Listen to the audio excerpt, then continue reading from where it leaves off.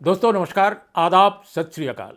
उर्मिलेश संवाद के इस कार्यक्रम में आपका बहुत बहुत स्वागत है। मैं हूं उर्मिलेश। भारत के सुप्रीम कोर्ट ने आज एक बहुत ही बड़ा फैसला दिया, ऐतिहासिक फैसला। संवैधानिक मामलों पर ऐसे फैसले यदा कदा आते हैं। इस मामले में इसको अनप्रेसिडेंटेड, अभूतपूर्व कहा जा सकता है। और ये जो फैसला है, सुप्रीम कोर्ट के जो न्यायमूर्ति जेबी पारदीवाला साहब और आर महादेवन, इन दो जजों की जो पीठ है उसने दिया है। ये तमिलनाडु के मामले में है। गवर्नर आर एन रवि और जो राज्य सरकार तमिलनाडु की है, डीएमके लेड गवर्नमेंट, एम के स्टालिन जिसके मुख्यमंत्री हैं जिस सरकार के, इन दोनों के बीच में काफी समय से एक तरह की संवादहीनता ही नहीं, टकराव की स्थिति पैदा हो गई थी। सरकार जो भी रिकमेंड करती थी उसको आर एन रवि साहब पलट देते थे, एक्सेप्ट नहीं करते थे।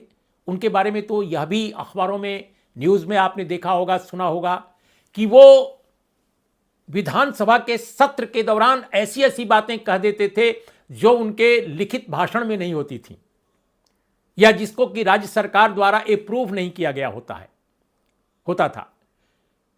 तो अभी 10 विधेयक यानी कानून जो पास करने का अधिकार भारत में हमारे संविधान निर्माताओं ने, हमारे ग्रेट कॉन्स्टिट्यूशन ने दिया है लोकसभा को, राज्यसभा को और विधानमंडलों को, यानी विधानसभा और विधान परिषद को। खास तौर पे विधानसभा, क्योंकि वो इलेक्टेड है जनता द्वारा, जैसे लोकसभा है। तो ये जो अधिकार दिए गए हैं जनप्रतिनिधियों को कानून बनाने का, आर एन रवि साहब जो कि केंद्र द्वारा नियुक्त एक व्यक्ति हैं, कॉन्स्टिट्यूशनल अथॉरिटी जरूर वो हैं लेकिन एक इंडिविजुअल हैं, वो ये चाहते थे कि जो विधानसभा को अधिकार प्राप्त है उससे भी ज्यादा बड़े अधिकारी वो बन जाएं। भारत का कॉन्स्टिट्यूशन इसकी गवाही नहीं करता, इसको बिल्कुल अप्रूव नहीं करता, लेकिन भारत के कॉन्स्टिट्यूशन का हवाला देकर वो कॉन्स्टिट्यूशन से भी बड़े बनने की कोशिश कई वर्षों से करते आ रहे थे। आज सुप्रीम कोर्ट ऑफ इंडिया ने कहा कि 10 विधेयक, ये 10 कानून जो तमिलनाडु की विधानसभा ने पारित करके आपको भेजा और आप उनको लगातार मुलतवी करते गए। दोस्तों, कई बिल ऐसे हैं जिनको कि दोबारा भेजा विधानसभा ने पारित करके, लेकिन उनको भी कभी राष्ट्रपति के विचारार्थ भेजा गया है, कभी मैं विचार कर रहा हूं। इसके आधार पर वो आर एन रवि साहब जो गवर्नर हैं, महामहिम राज्यपाल हैं, वो लगातार डिले करते गए। और ये बहुत महत्वपूर्ण विधेयक हैं तमिलनाडु सरकार के और तमिलनाडु की जनता के, क्योंकि इलेक्टेड रिप्रेजेंटेटिव ने उन विधेयकों को तय किया है, पास किया है विधानसभा ने। तो उस पर सुप्रीम कोर्ट ऑफ इंडिया ने आज ये कहा कि ये राज्यपाल का कदम अवैधानिक है, गैर कानूनी है, राजनीतिक रूप से पूर्वाग्रहग्रस्त है। यानी यह जो राजनीतिक तौर पे इसको एक तरह से कहा गया कि राजनीतिक आग्रह से काम नहीं होना चाहिए या राजनीतिक फायदा लेने के भावना से काम नहीं होना चाहिए। जो अंग्रेजी में शब्द यूज किया है माननीय सुप्रीम कोर्ट ने अपने जजमेंट में, उसका अनुवाद अगर मैं करूं तो कहा गया है कि विधानसभा के अनुसार काम किया जाना चाहिए, न कि राजनीतिक फायदे या राजनीतिक आग्रह से काम किया जाना चाहिए। ये राज्यपाल के कॉन्टेक्स्ट में ये टिप्पणी जो महामहिम जो दोनों न्यायमूर्तियों ने दिया है अपने जजमेंट में, वो मैं समझता हूं कि बहुत कड़ी फटकार है किसी भी राज्यपाल के लिए।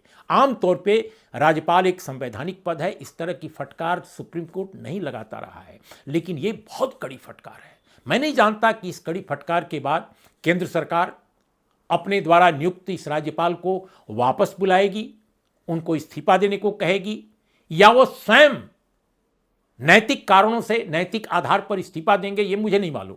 लेकिन तमिलनाडु के जो लोग हैं, खासकर राजनीतिक लोग, आम लोग भी, कई संगठनों की ओर से भी वहां लगातार बयान आ रहे हैं कि राज्यपाल को अब रहने का एक दिन भी, एक क्षण भी अधिकार नहीं है। डीएमके ने तो इस्तीफा मांग लिया है, कई और राजनीतिक पार्टियों ने और राजनीतिक दलों ने तमिलनाडु के गवर्नर से इस्तीफे की मांग की है। दोस्तों, कोर्ट ने यह भी कहा कि यह ऐसा मनमानापन है, ये राजनीतिक लाभ लेने के लोभ से प्रेरित है। फैसले को गवर्नर रोक नहीं सकते अगर विधानसभा कोई बिल पास करके भेजती है तो। इसके अलावा जो उन्होंने बड़ी महत्वपूर्ण कुछ बातें संविधान के अनुच्छेद 200 को कोट करते हुए, 200 को कोट करते हुए माननीय न्यायमूर्तियों ने कहा है। उन्होंने कहा कि देखिए, जो राज्यपाल हैं किसी भी विधेयक को मंजूरी से रोक नहीं सकते हैं, मंजूरी से रोक नहीं सकते हैं। वो पुनर्विचार के लिए भेज सकते हैं, या वो विधानसभा को सीधे लिखें कि ये इसमें ये बदलाव वो चाहते हैं, इस बदलाव की वो सिफारिश कर सकते हैं। सिफारिश कर सकते हैं, आदेश नहीं दे सकते। उनको आदेश देने का अधिकार नहीं है, ये माननीय सुप्रीम कोर्ट ने कहा है। इसके अलावा दोस्तों, उन्होंने कहा है कि राज्य सरकार की सलाह के विपरीत राष्ट्रपति के लिए विधेयक को विचार के लिए भेजना, उसकी भी एक अधिकतम सीमा होनी चाहिए, अधिकतम अवधि होनी चाहिए। और वो अवधि माननीय सुप्रीम कोर्ट ने जो तय की है वो 3 महीने की।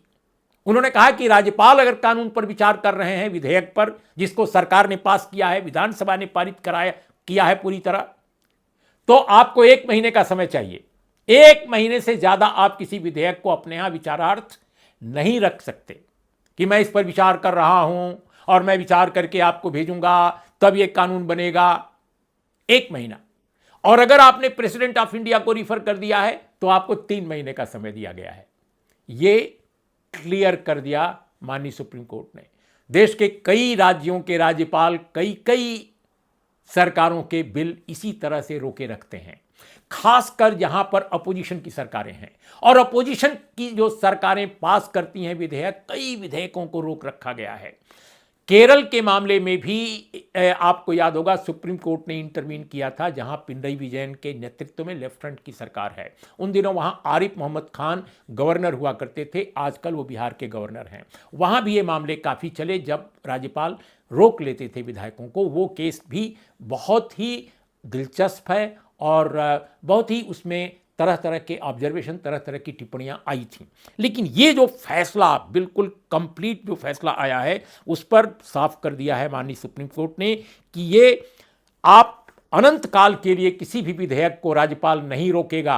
अब ये एक प्रेसिडेंट बन गया, अब ये एक परंपरा बन गई, इसे अब कोई उलट नहीं सकता जब तक कि कोई इससे ज्यादा बड़ी कोर्ट, इससे ज्यादा बड़ी पीठ, सॉरी कोर्ट नहीं, इससे ज्यादा बड़ी बेंच अगर इस फैसले को पलट नहीं देती तो कोई इसको अब नजरअंदाज नहीं कर सकेगा गवर्नर, चाहे वो केंद्र का कितना भी लाड़ला क्यों ना हो। ये एक नई बात सामने आई है दोस्तों। लेकिन सच पूछिए तो ये फैसला न भी आता तो भी अपने देश में जो कानून है और कानून का जो इंटरप्रिटेशन है और कई भारत सरकार के अपने गठित कमीशनों के रिकमेंडेशंस हैं, उसके आधार पर यह काम होना चाहिए था।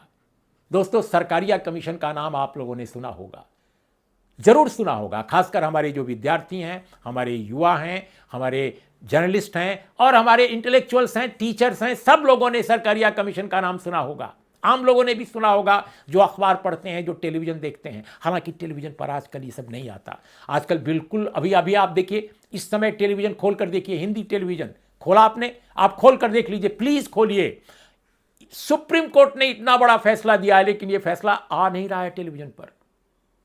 क्राइम की स्टेट में अलग अलग जगहों पर क्या अपराध हुए हैं इनकी खबर आ रही है, लेकिन माननीय सुप्रीम कोर्ट के इतने बड़े फैसले की खबर टेलीविजन से गायब है। केवल अंग्रेजी में आ रही है, वो भी थोड़ी थोड़ी आ रही है, रुक रुक कर आ रही है। अब आप समझ सकते हैं ये क्यों ऐसा हो रहा है। हम इसके ऊपर अपना प्रोग्राम नहीं कर रहे हैं कि आपको हम बताएं कि ये क्यों हो रहा है। लेकिन दोस्तों, हम जो बात आपको बताने जा रहे थे सरकारिया कमीशन के बारे में, सरकारिया कमीशन ने 1967 के प्रशासनिक सुधार आयोग की रिकमेंडेशन की रोशनी में सिफारिश की थी कि भारत में स्टेट्स के जो राज्यपाल हैं वो 4 महीने से अधिक किसी भी विधेयक को रोक नहीं सकते। उनको भेजना ही है, उन्हें वापस करना है, उनका अप्रूवल उसमें माना जाएगा। वो रोक नहीं सकते विधेयक को बनने से कानून। ये रिकमेंडेशन थी, लेकिन राज्यपालों ने अनेक जगहों पर नजरअंदाज किया इसको और आजकल जो केंद्र सरकार है उसके अधीन जो राज्यपाल बनाए गए हैं वो तो, और मैं ये नहीं कहूंगा कि कांग्रेस रिजीम में ऐसा नहीं हुआ, उनके समय भी हुआ, लेकिन इस समय तो ऐसा लगता है कि ये नियम बन गया है। जहां विपक्ष की सरकारें होंगी वहां राज्यपाल उनके विधेयकों को, खासकर जिन विधेयकों को वो थोड़ा भी असहज पाता है, उनको वो रोकने की भरपूर कोशिश करता है। तो आर एन रवि के मामले में, इनका पूरा नाम दोस्तों है रवि नारायण रेड्डी। ये कौन है? ये आईपीएस अफसर रहे हैं और ये नागालैंड के, मेघालय के गवर्नर रहे हैं तमिलनाडु भेजे जाने से पहले। ये अजित डोभाल साहब के सहयोगी रहे हैं, डिप्टी एडवाइजर जो सुरक्षा के होते हैं, राष्ट्रीय सुरक्षा सलाहकार जो अजित डोभाल साहब हैं, उनके ये मातहत रहे। उनके उनके ऑफिस में सेकंड मैन कह सकते हैं, उप राष्ट्रीय सुरक्षा सलाहकार। तो बहुत महत्वपूर्ण व्यक्ति हैं जो मौजूदा सत्ता का जो रूलिंग एलीट है उसमें इनकी बहुत ज़बरदस्त इनकी उपस्थिति है, मौजूदगी है। बहुत महत्वपूर्ण इनको कार्यभार अब तक दिया जाता रहा है। बिहार के रहने वाले हैं, यानी उनकी पैदाइश बिहार की है, बिहार मूल के हैं, और एक आईपीएस अफसर के रूप में केरल काडर इनका रहा है। बहुत सारी कंट्रोवर्सीज भी रही हैं, बहुत सारे अच्छे काम भी इन्होंने किए हैं, लेकिन गवर्नर के रूप में इन्होंने जो अच्छे काम किए उससे ज़्यादा इनके जो कंट्रोवर्सीज हैं, इनको लेकर जो विवाद हैं वो ज़्यादा हैं, इसमें तो कोई दो राय नहीं है। अब सवाल इस बात का है कि एमके स्टालिन इनके इस्तीफे की मांग कर रहे हैं। तमिलनाडु की जनता के अनेक संगठनों ने इनके इस्तीफे की मांग की है। क्या होगा क्या नहीं होगा ये हम नहीं जानते, लेकिन सुप्रीम कोर्ट ने आज जो फैसला किया है वो आर एन रवि साहब, गवर्नर साहब के लिए, केंद्र सरकार के लिए बहुत महत्वपूर्ण है और मैं समझता हूँ कि बहुत बड़ा झटका भी है। तो आज इतना ही, और साथ में ये भी कह दूं कि ये एमके स्टालिन की सरकार के लिए बहुत बड़ी उपलब्धि भी है, और ये उपलब्धि तक पहुंचाने में उनकी जो लीगल टीम है, खासकर सीनियर एडवोकेट राकेश द्विवेदी और पी विल्सन जो डीएमके के राज्यसभा मेंबर भी हैं, इसके अलावा एडवोकेट्स की एक पूरी की पूरी टीम थी वकीलों की, अभिषेक मनु सिंघवी भी उसमें इन्वॉल्व थे। राकेश द्विवेदी ने लीड किया इस पूरे आर्गुमेंट्स को, बहुत लंबी लड़ाई लड़ी गई और फिर ये केस जीता है। एमके स्टालिन की सरकार ने बहुत बड़ी उपलब्धि है, इसमें कोई दो राय नहीं, एक नज़ीर बनेगा।